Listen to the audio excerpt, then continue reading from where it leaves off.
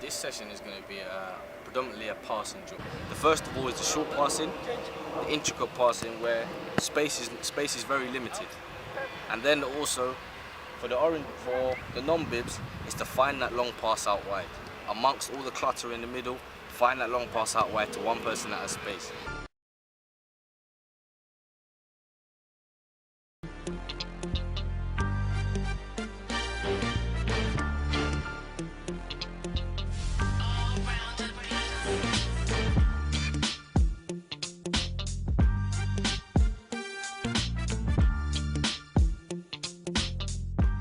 The non-bibs, they're fine.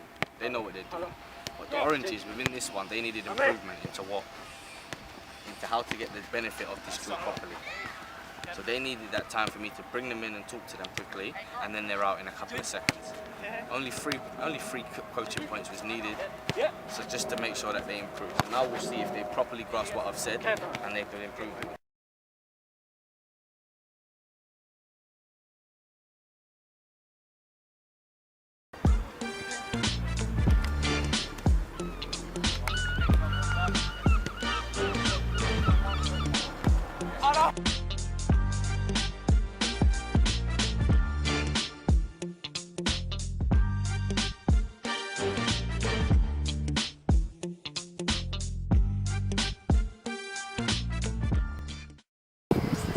About decision making. No matter how you break it down, it's all about decision making. So games like this, a lot of games like this, it just brings out the sort of decisions that you need to do. It gives out scenarios when to do certain things and when not to. Now, you guys are very capable in terms of your ability to ball manipulation and actually play football. But certain things, do you reckon you've been challenged enough on the mental side of the game? Do you guys think you have? Yeah. It's an area which has not really been tested a lot, but it's an area that does the job, and it makes a lot of things different in terms of professional level players and not.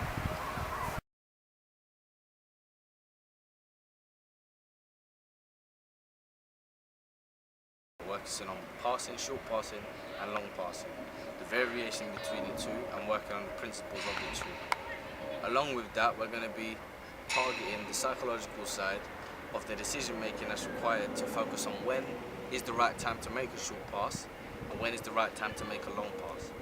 Those two will be implemented with two groups of players, and then they'll swap over. After that, we'll be doing a match situation where the scenario will be put in place that both teams are able to apply those things learned and use them in a match scenario. Goals will be put at the end to make it realistic to the game, and which shots and a purpose and with an end product. So when they make it either short pass or long pass, with teamwork, communication and work rate, they'll be able to give themselves an opportunity to shoot and score. So it's predominantly passing drill, working on the psychological side of when to do things. Scenarios will occur throughout these two drills to focus on when is the right time to make that decision to pass, dribble or even shoot. You communicate with them to show them a space for them to run into. So let's see how that works out. Guys, it looks good, but I'm not seeing conviction.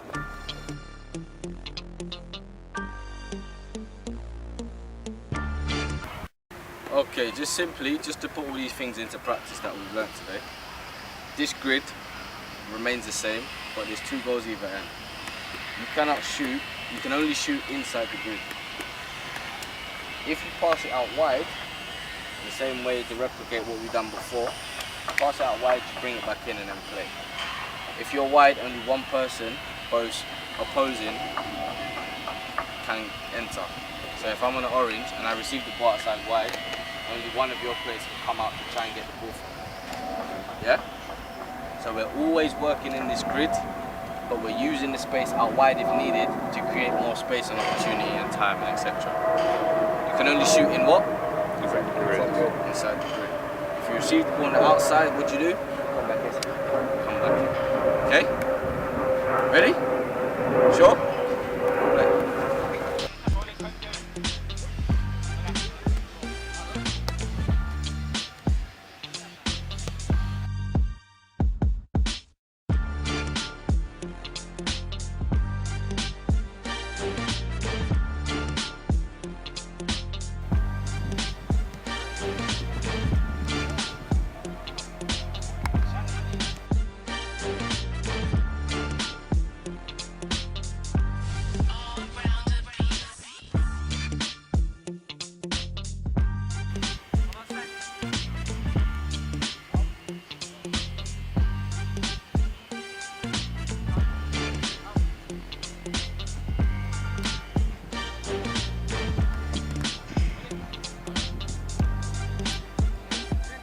So as you can see, it's very confined. The space is very confined. It's hard for them to actually play football the way that's needed. However, the key message for these guys is to make sure they use the outside square. If they can exploit the space outside and then come in, opportunities will arise many. But I didn't tell them that. I want to see if they can discover that for themselves.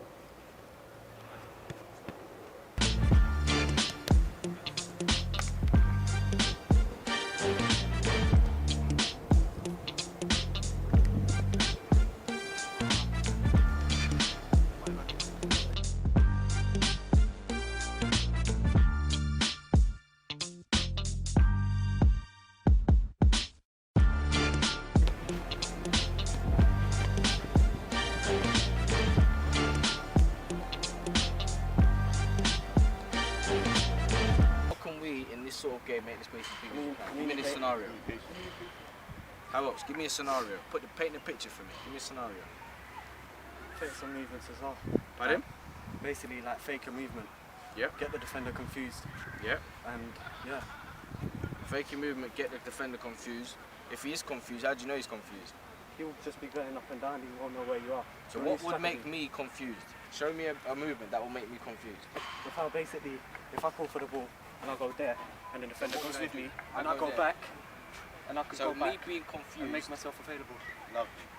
So that's what I wanted. You're painting a picture for me, okay? Yeah. You're painting a scenario out, so when you see it again, you know what it is. The explanation you just gave was perfect. Your movement made me look one way, but you moved another way before I even get time to turn around. So in that sense, you're giving yourself more time and more space. The option is available that if you get the ball or not. If you don't get the ball, what do you then do? Make the same movement. Make the same movement again until you do. If you do get the ball, what do you have as an advantage? I've got the advantage of the man not being on me and he's not playing so tight to me because he's lost. Lovely. But he's not lost forever. No. So you've got a short gap of time to make what? Look up and make the pass. Or if I see the space available, exploit that space. To make a decision. I love that. I picked up that you have to make the correct runs and the movement you make is very important to the rest of the play because it opens up the space and creates the different opportunities for your teammates to play the ball through or like continue the attack in the right manner and exploit the space that is available and exploit the mistakes the defenders make. It's good for developing players that don't really get to train that side of the game, so yeah, it's good for that. So today's session went well. We focused on the passing of the game, the short passing and long passing variations, combination play in terms of when to do it, when to pass, when the space opportunity allows you to pass, when it doesn't, what you do, when it does, what you do. It's all about that decision making for these players. So it went well. We touched on a lot of points. We focused on players that when they had the ball, they wasn't too sure what to do with it afterwards. So that transition period of making a decision wasn't quick enough. And that's something that needs to be worked on. That's something that you can't just have. It's something that you develop over time. So that was something that we worked on as well. Also, we worked on the variations of a player without the ball. I still have to make decisions. So if I make the space, do I call when I'm in it or do I call when I'm approaching it? What is more effective? Now, for a team game like football, you need to do it when you're approaching it. Reason being, it gives not only you time to get into the space, but it gives the player time to recognize what direction you're going. If I stand there and ask for it, other players can just come and defend me.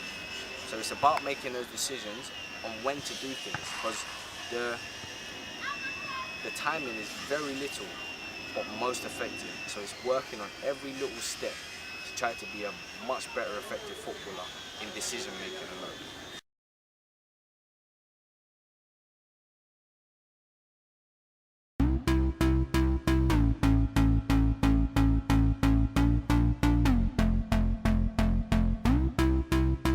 Football domination. Love that.